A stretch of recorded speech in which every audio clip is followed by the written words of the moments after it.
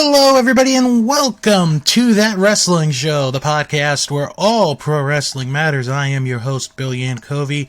Hope everyone here in the U.S. had a wonderful Thanksgiving. Hope that tryptophan isn't, really bothering you right now. And for our international listeners who don't celebrate Thanksgiving, hope you guys had a wonderful week wherever you may be. This week on the show, going to talk about the Survivor Series, everything that went down, give you my thoughts and opinions on that pay-per-view. Plus, going to talk about Final Battle. Some interesting news came out this week about that show. Plus, I'm going to tell you about some sales that are going on right now, because I know some of our listeners, you got kids. You want to look for the best possible stuff to find this holiday season, whether it be Christmas, Hanukkah, Kwanzaa, Festivus for the rest of us. It does not matter. You want to look, you will find them with these sales. Kind of a slow news week here, again. I don't take it into consideration until it actually happens, where it's like, wow, this week's kind of a slow news week. It's like 2 weeks in a row. I guess when you get close towards the end of the year, something like that will happen. So the only news that I have to talk about, and it's one of those things where I kind of hope I wouldn't have to do this, but I kind of have to, is Superstar Billy Graham. Yes, Superstar Billy Graham went on the social media, went on Facebook in particular, and basically said that Kurt Angle's taking steroids. Gee, what a surprise. This is the same guy that suggested to Kofi Kingston and Adam Cole to both take steroids. So, in a recent post on Facebook, it is entitled, "To Kurt Angles."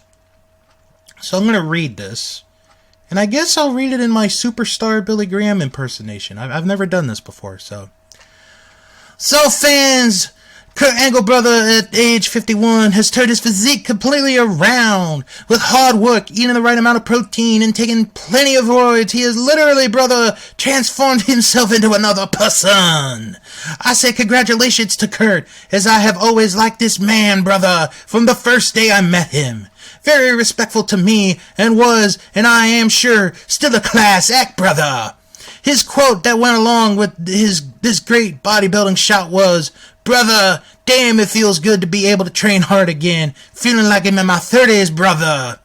Again, congratulations on having the guts to train hard.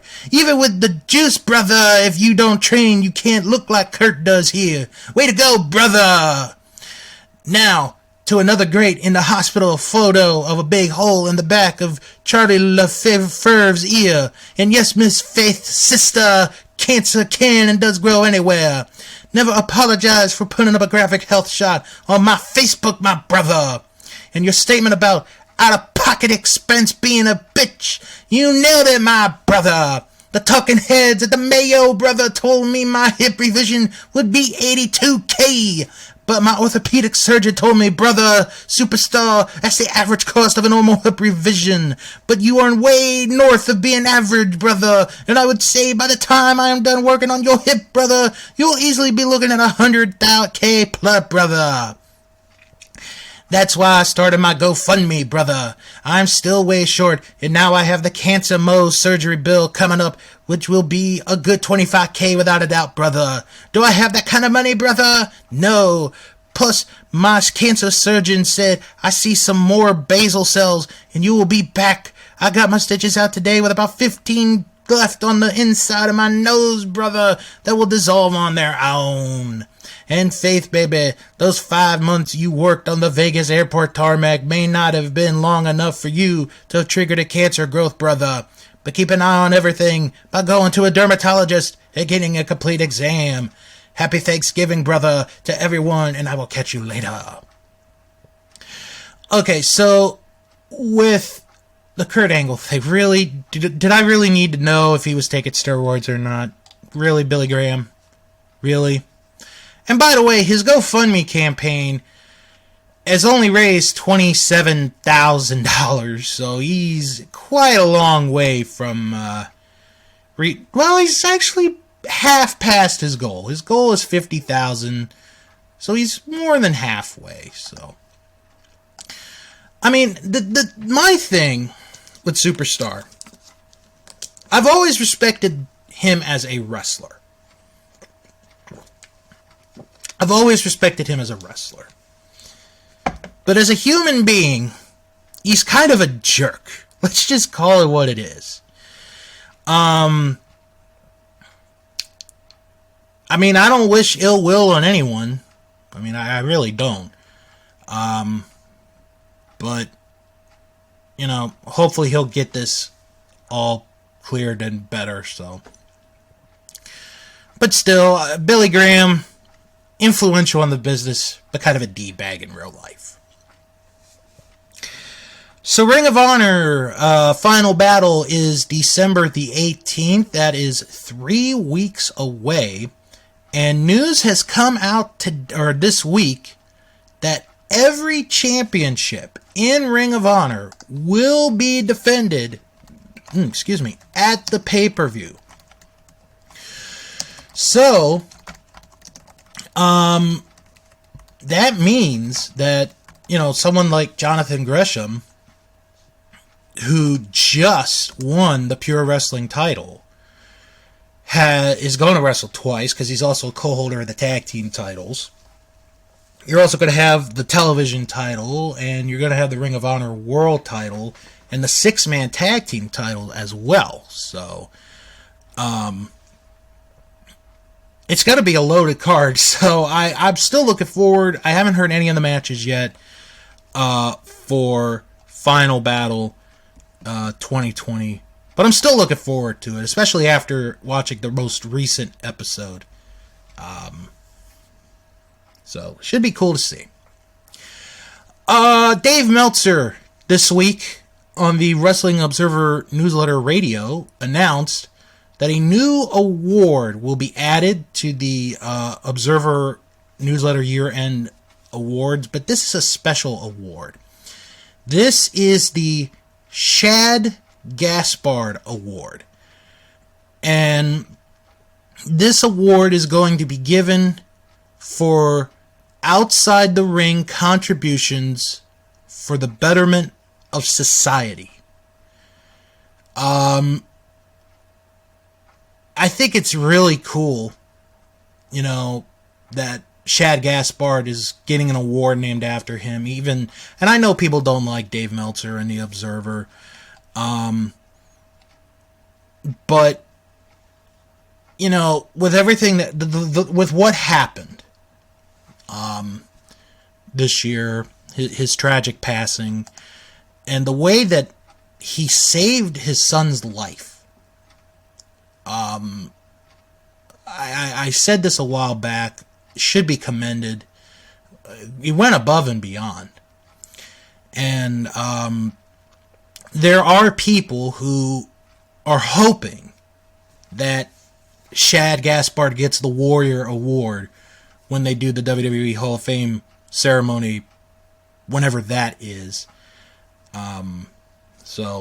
But I think Meltzer's getting this right, creating an award for someone who risked his life to save another life. And in that case, it was his son.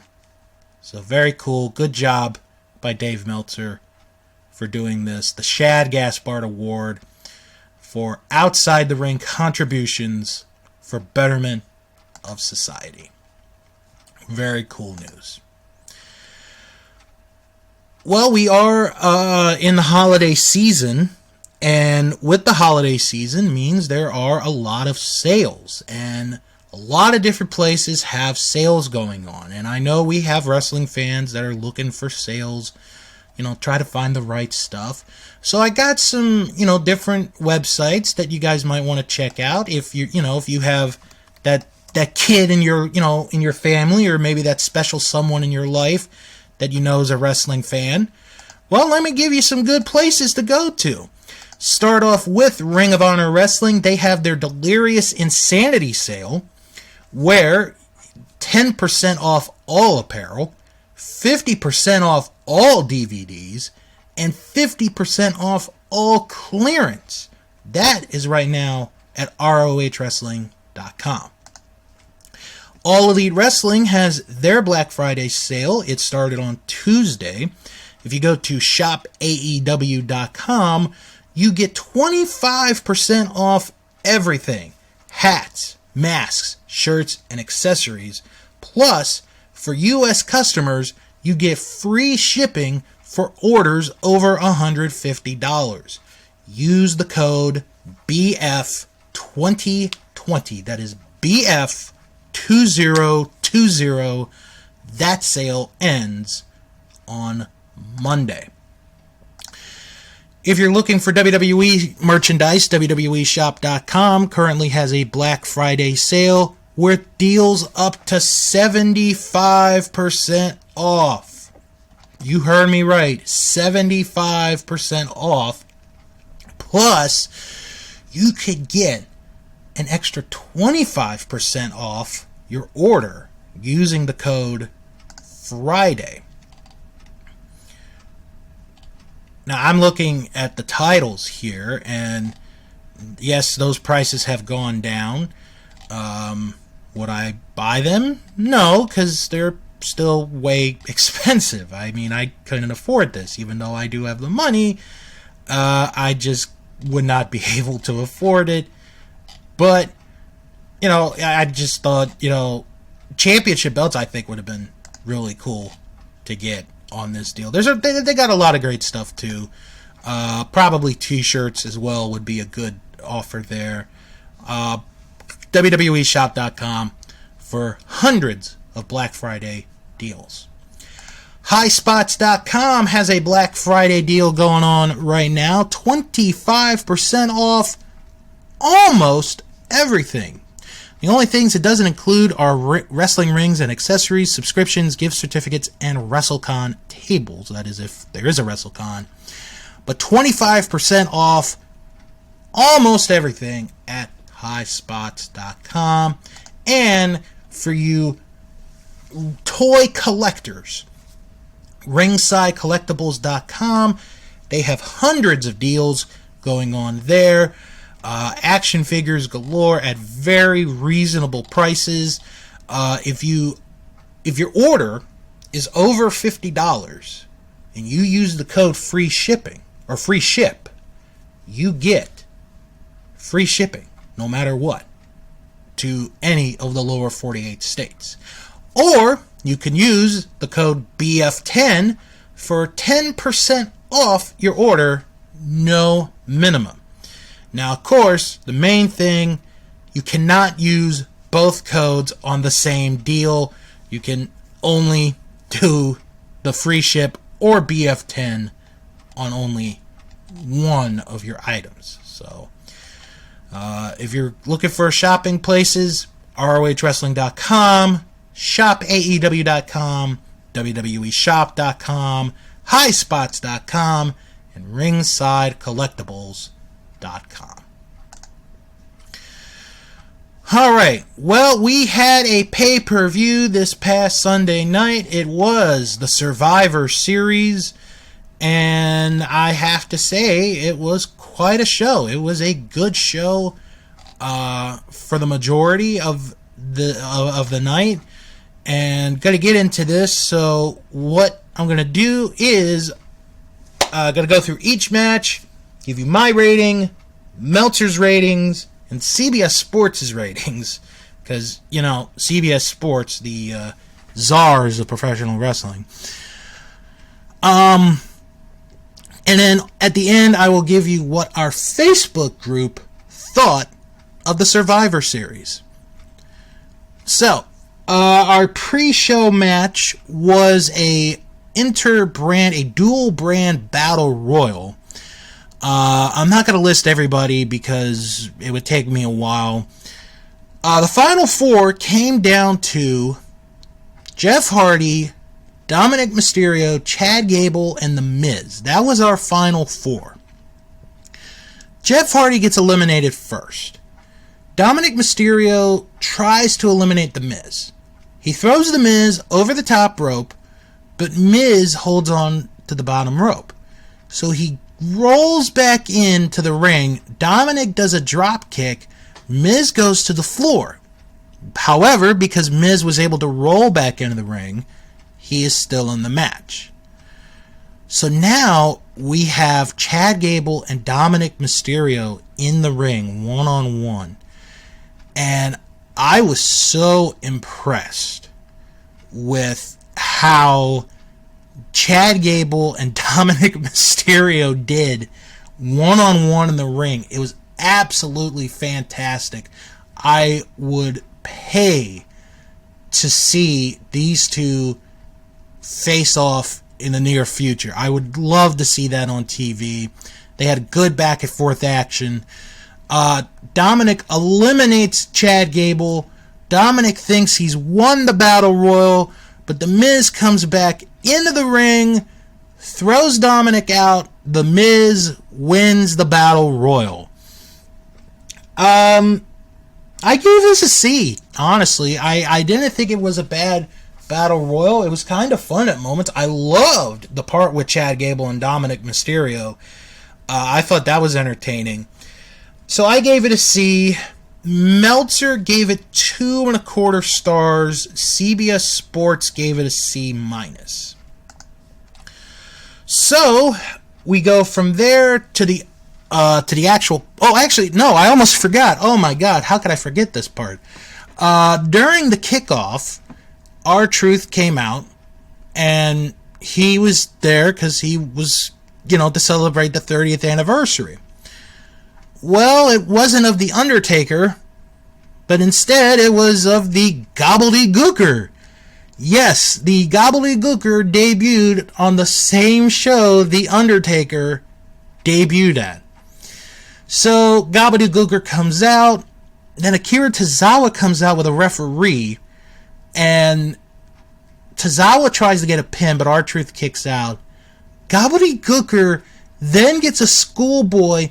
1, 2, 3. The Gobbledygooker wins the 24/7 title, the first animal to ever win a championship in WWE. And what I found hilarious was as Gooker is being chased, he loses one of his feet. It was absolutely hilarious. I laughed when he lost his foot. I did. Okay, so now we go to the main show.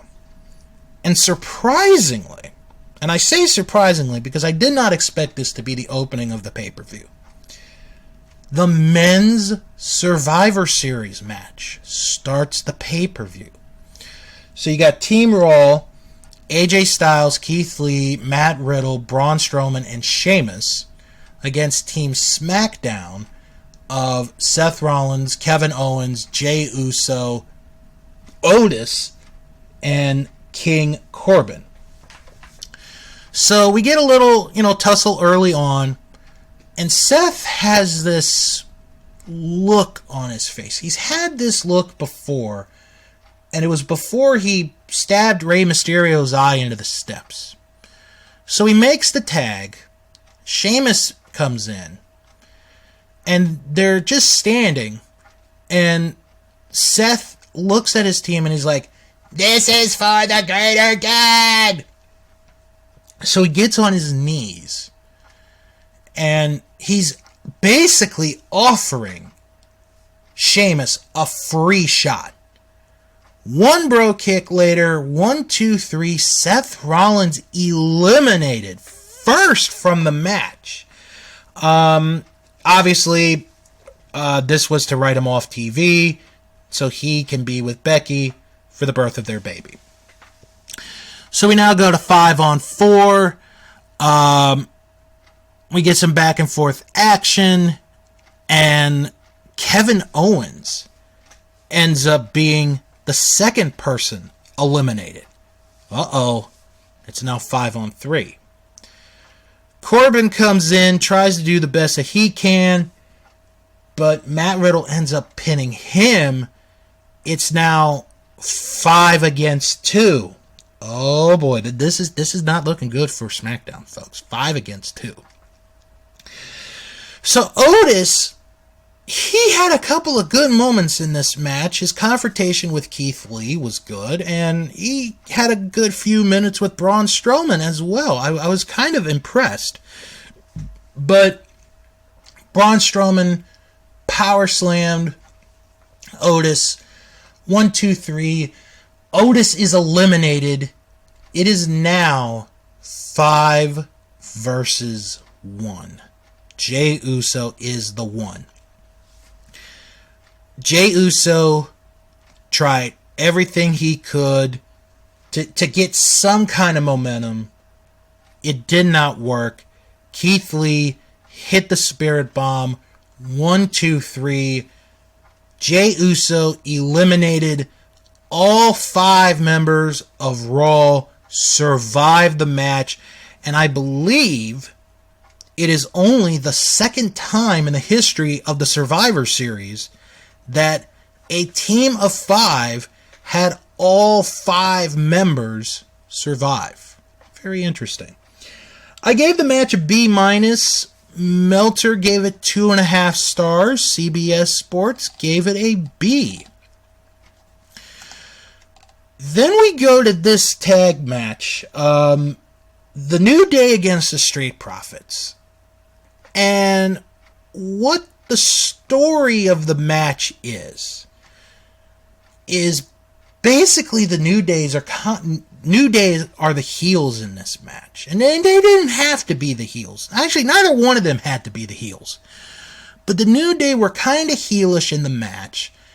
And they acted pretty good as heels. I enjoyed it, to be honest with you.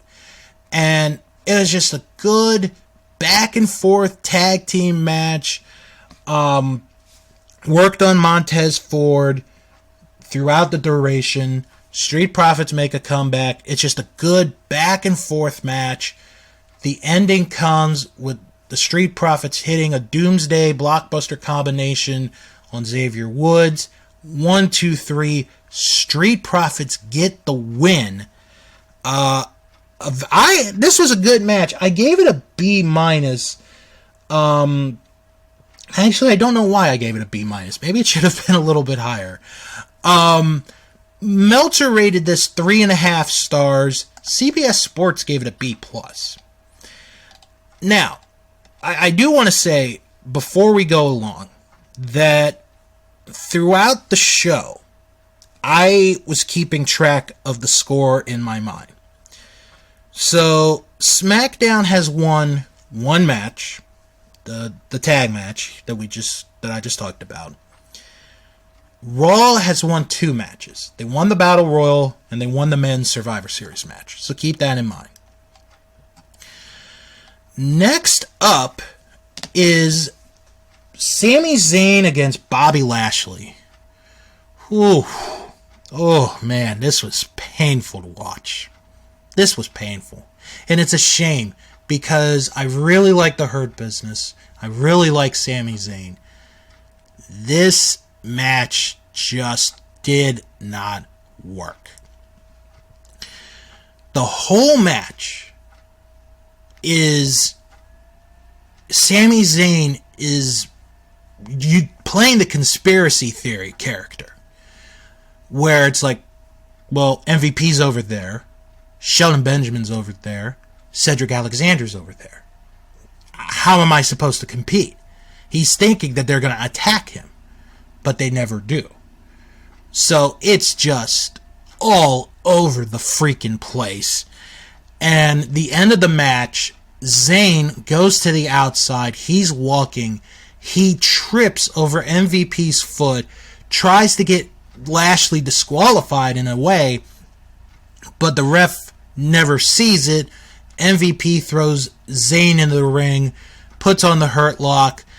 Lashley wins the match. This was the worst match of the pay-per-view.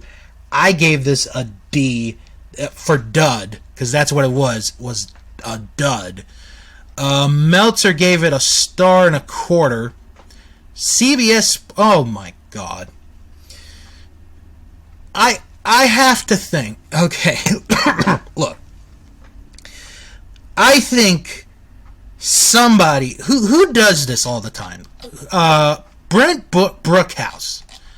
I think Brent Brookhouse is on the payroll of WWE. He gives this a C+. A C+. This is not a C+ match. Oh my God, are you kidding me? Anyway, next up, Asuka versus Sasha Banks. This was a really good match. Very well done. I would say this was the best match the two of them have had together. It is a straight up women's wrestling match. They go hold for hold, move for move. Neither one can win. It's a very good back and forth match. And then the ending is, it's a series of near falls with these roll-ups. And Sasha gets the last roll-up and manages to hold on long enough to get the 3 count.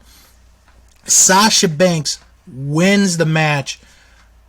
A really good match. I thought the best match that the two of them have had together. I gave this a strong B. This was a strong B for me. Meltzer gave it 3 3/4. CBS Sports gave it a B+. So now we're at the point, and I just want to mention this. It is 3-2 in favor of Raw. All Raw has to do is get one more win, and they will win the Survivor Series. But before we can get to that, we got to go back to the adventures of our new 24/7 champion, the greatest 24/7 champion of all time, the Gobbledygooker. So the Gobbledygooker is in the hallway, I guess we could call it, backstage of the Thunderdome. And there lies Birdseed. Now, I'm only going to say this because I've grown up my entire life, basically, where I live near the woods. And we get a lot of birds.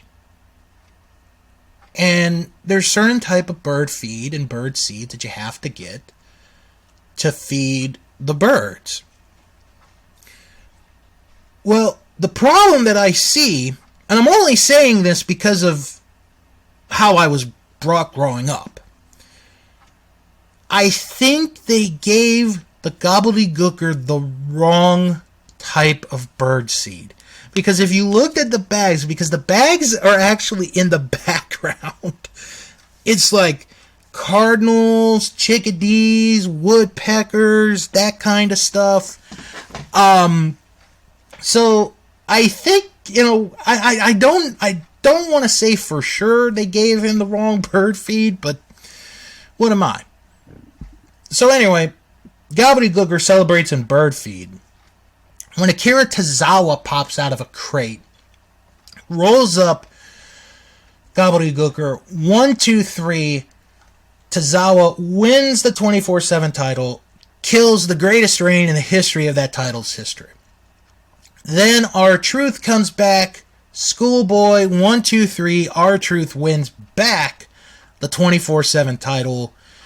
I think they said it was like the 43rd time. We're gonna take a quick field trip here and see what that was, what the number was. That is reign number 5. Okay, so it's the 5th reign, or 45th, pardon me, the 45th reign of R-Truth as the 24/7 champion. So, alright. So the Gobbledygooker, R-Truth, 45-time, 24/7 champion. There you go. All right, so now we go to the women's Survivor Series match. Again, I was surprised at how this was placed on the card. So Team Raw consists of Nia Jax, Shayna Baszler, Peyton Royce, Lacey Evans, and Lana. SmackDown consists of Bayley, Bianca Belair, Ruby Riott, Liv Morgan, and Natalya. And believe it or not, there's a story to this match. The story begins with the Raw team basically saying, do not tag Lana in. So, we have the match. Starts off. We get some good wrestling for a while. Lana tags in. She tagged herself in. Uh-oh. So she has a little thing with Natalya for a few minutes. Then Peyton Royce tags her out. Nia and the rest of the team are upset at her. Nia forces Lana to go stand on the steps. Remember that. She is standing on the steps. So, we continue on, and we get a really good series of wrestling. The remaining 9 go onto the floor. They're fighting. It's really good. Then we get our first elimination, and this was a surprise. Peyton Royce eliminates Bayley. Bayley, the first one eliminated. She just had the SmackDown Women's title for over a year and is the first one eliminated. So then Natalya comes in, puts on the sharpshooter. Peyton taps out, so we're now at 4-4. Lacey Evans comes in, gives Natalya the woman's right. Natalya's out, 4-3 in favor of Raw. Then we get, a little later on, a cool looking spot. So, Shayna Baszler has the Kirifuda clutch on Ruby Riott. And the referee gets distracted. So while the clutch is on, Ruby is able to reverse the clutch into a pin. She's got Shayna beat. She's got her pin. And the referee comes over. 1, 2. Baszler lets go. Ruby Riott passed out from the Kirifuda clutch. So, Riott is gone. So we are down to 4-on-2 in favor of SmackDown. Or in favor of Raw, pardon me. But Liv Morgan manages to make a comeback for the team, eliminates Lacey Evans. It is now 3-2. Nia Jax comes in. She does not waste much time. She eliminates Liv Morgan. It is now 3-1. Bianca Belair is the final member of the SmackDown team. And then, this is where we get to the ending, and this is an interesting ending, to say the least. That might actually be an understatement, what I just said. So Shayna Baszler's in the ring with Bianca Belair. All she's got to do is beat her, and she's won it for the team. So Belair's in the Kirifuda clutch. Belair manages to make the ropes. Baszler refuses to let go. Referee disqualifies Shayna Baszler. So she's gone. So now it's a 2-on-1 situation. Okay, Belair's got a shot here. So Nia Jax goes. She goes to the outside. She gets a table. Looks like she's going to put somebody through the table. She grabs Belair, but Belair fights out of it, sends Jax to the steps, another set of wooden or steel steps. So they're fighting on the outside. Referee's counting. Nia attempts a move, but gets back body dropped over the guardrail. And she's out of it. And as Belair's starting to make a move to get back into the ring, the referee counts 10. So, Nia Jax and Bianca Belair both are eliminated. But there's one person left. Lana. Lana is the sole survivor of the team. She wins the match. She wins the match after being in the ring for less than 3 minutes, standing on the stairs the majority of the time. She's the sole survivor. It was kind of an interesting way to end that match. I gave it a B+. I actually thought the women did a good job in this one. Meltzer gave it 2 stars. CBS Sports gave it a B. So, because Lana won the match, Raw's won the Survivor Series. They have won the head-to-head battle, 4-2. But we do have one more match to go. Even though this really isn't for anything, we have one more match to go. It is Drew McIntyre versus Roman Reigns. What a match this was. This was the best match of the entire pay-per-view. It was a good story told of cat and mouse. Reigns would get the advantage for a little bit. McIntyre would come back. It's good back and forth. Referee accidentally gets knocked out. Jey Uso comes into the ring. Super kicks Drew McIntyre. Roman Reigns does not even know that this happened. And he puts on the guillotine on the Drew. Drew is out. He is out of it. And the referee, the replacement referee, calls for the bell. Roman Reigns wins the match, and it ends up being 4-3, Raw winning the Survivor Series. I gave this an A-. Meltzer gave it 4.25 stars. CBS Sports gave it an A+. What a surprise. They give it an A+. Okay, now, for those who did not watch the Survivor Series, let me tell you why I was keeping score for you guys. Because WWE did not do that at all for the entire show. You're building up Raw, SmackDown, best of the best, and they didn't keep track. What a surprise. It's WWE. After the match, Roman Reigns and Jey Uso embrace. Have to see where that goes from there. And this would normally be the end of the pay-per-view. But it's not. Because this is the Undertaker final farewell tribute extravaganza. So we start off with what feels like 10 minutes of friends and colleagues of The Undertaker coming out. This is the order.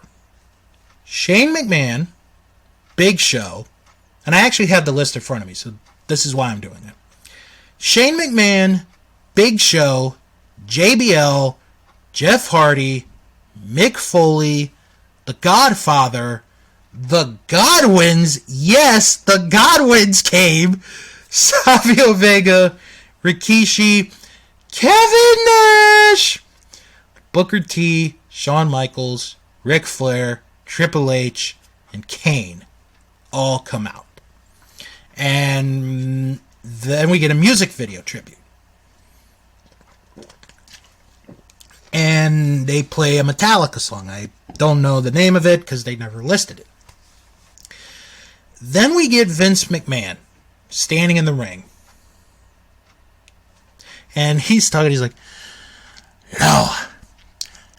30 years. Who would have thought? 30 years. So he keeps talking, and then he introduces The Undertaker. And then we get like this weird like musical bit with some with some like sounding instruments like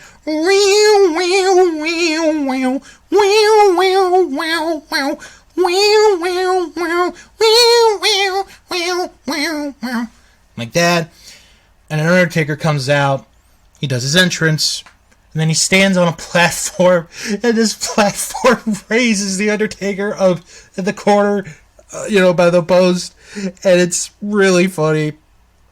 And then Undertaker comes into the ring, and it's like, okay, he's gonna deliver this speech. It's a total of 6 sentences, probably. And it's like, for 30 years, I have been digging holes. And I have been burying holes. But now it's time for me to go. Kids, don't do drugs. Stay in school. Rest in peace. Okay, that really wasn't it. That wasn't really the speech, but, it was very short. Then we get a hologram Paul Bearer, where Undertaker puts a knee down, and then Undertaker leaves. And I'm thinking to myself, okay, somebody's going to attack him. And I honestly thought, like, a lot of people were thinking that. And the only person that it could have happened would have been the Fiend. It's like, Fiend's going to attack him. Something's going to happen. No, credits go. That's the end of the Survivor Series. And that is how Survivor Series ends. Honestly, I thought Undertaker was going to do a longer speech, but my thinking is, and I said this to Fro the other day, is he's probably saving his long speech for when he goes into the WWE Hall of Fame. That's my thinking. Because I would think that would be what would happen. So that is the Survivor Series 2020. Let's go to the Facebook group and see what they thought of it. Most people gave this show a B grade, with one person giving it a D, and I want to read this. I want to read this from Dan on our Facebook group, who wrote, "Show sucked. Team sweeping is dumb. Tired of same old matches. Sure, Asuka versus Banks was good, but I've seen it a million times." Okay. I'm going to give this a B, actually. I thought it was a good show. I'm not going to lie. I thought this was a good show. And best match, favorite match of the show, really close, believe it or not. Drew and Roman is the leading match in our poll, followed by the New Day Street Profits match, and the Men's Survivor Series match rounds it out. I got to give it to Drew and Roman. I thought it was a really good match. Definitely, I would like to see those two face each other again in the near future. So, be very cool to see Drew and Roman face each other again down the line. They had a really good match, and it made it feel like it was worth something, even though, Raw had already won the Survivor Series, but it was still kind of cool to see that. Well, that's going to do it for this week's episode. Let's check real quick if we got any messages in our emails, see if there's anything that needs to be read. Nope, there is not. So, got to get out of that, and let's start getting into the plugs. If you guys have any questions or comments, send an email, wrestlingman@thatwrestlingshow.com. Don't forget to follow the show on Twitter at WrestlingShow11. Follow the show on Instagram at That Wrestling Show. Join the Facebook group, That Wrestling Show fan group. You type that in the search bar and you are right there. If you can't find it, it's okay. I put the link in the description of each and every episode. Also, check out our merchandise store, teespring.com/That Wrestling Show podcast. And check out our Patreon page. If you like what you heard, I think you'll like our Patreon, patreon.com/That Wrestling Show. Now to plug some friends of the podcast, check out our Vantage Point, the Retro Wrestling Podcast with Joe Murata and Michael Quinn. And this week, they were very kind to all of us because they took us on a world tour because they did a live review of WWF World Tour 1992. That is what they did this week on our Vantage Point, the Retro Wrestling Podcast. Also, check out Greetings from Allentown with Peter Wenson. Watches one episode of wrestling in his own special way. This week, he watches an episode of WCW Worldwide from August 8th, 1992, where Ron Simmons wins the WCW World title. A historic moment, one that I actually remember seeing when it happened.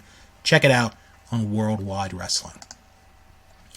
Also, check out Juice Pro Wrestling, where this week, Navy veteran Kevin Brown joins them to discuss how he got hooked into wrestling and the time that he met and hung out with Typhoon, aka Tugboat, and met Earthquake on separate occasions. That is Juice Pro Wrestling. And check out Two Fans Review Wrestling Podcast, where this week they review Halloween Havoc 1995. Now, if you're looking for non-wrestling related podcasts, check out the Best Pick Movie Podcast. They have a special this week. It's a quickie. They have Cyrus Lowe, and they do an interview with him, and they discuss Moonlight, which was the previous episode that they just did. So check out the Best Pick Movie Podcast. Also, check out Unspooled with Paul and Amy, where right now they're going through messed up families. And this week, they discuss the 1997 Creole family tragedy, Eve's Bayou. That is this week on Unspooled. Also, check out Last Stop Penn Station with Kerry Silkin and Ian Riccaboni as we go into the life of Kerry Silkin. This week, he has part 2 of his discussion about Mick Foley. Also, check out The Castle Vault, a chronological deep dive of Disney animated films powered by Disney+.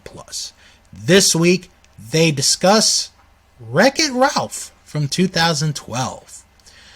Check out Dave and Ethan's 2000-inch Weird Al podcast, where this week they have the drummer that has been with Weird Al for almost 40 years, John Bermuda Schwartz, will be joining them this week.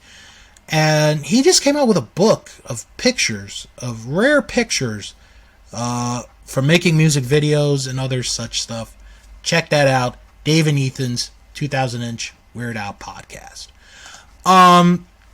Also, I put this up recently, but it's been out for a little bit. The most recent episode of WW Free just came out. Jim Boy Star had Josiah with him as they watched the 1995 Survivor Series. So check that out. And, well, I wished I'd been on that show, but I'm glad I wasn't, because that was my first wrestling event. So, and check out Sharks Pond, a South Park podcast. Yes, it is back this week. I watch, review, discuss every single episode of South Park ever. This week, I discussed the Season 10 episode, Hell on Earth 2006. You got it. It's a Halloween episode. Okay. Next week, we're going to have some fun. Because I'm going to do something I haven't done in a long time. I'm going to do a fan-requested review. And this is a review that has been asked to me multiple times. It's been a long time. But, we're into the holiday season. 2020 is thankfully coming to an end. So why don't we have some fun, as next week I will review an old Coliseum video, WWF Smack'em Whack'em. And it is on the WWE Network. So if you guys want to watch Smack'em Whack'em to get yourself prepared for the review next week, you may go right ahead. Also, I will be previewing NXT TakeOver War Games, and hopefully we'll have some wrestling news to discuss next week on the podcast. Everybody, have a good, safe weekend. Try to rest up from Thanksgiving. I know that's going to be a little difficult, but don't worry. You'll be able to do it. I believe in you guys. And when you're done, come back here next week for another episode of That Wrestling Show, the podcast where all pro wrestling matters. And until then, wrestle on.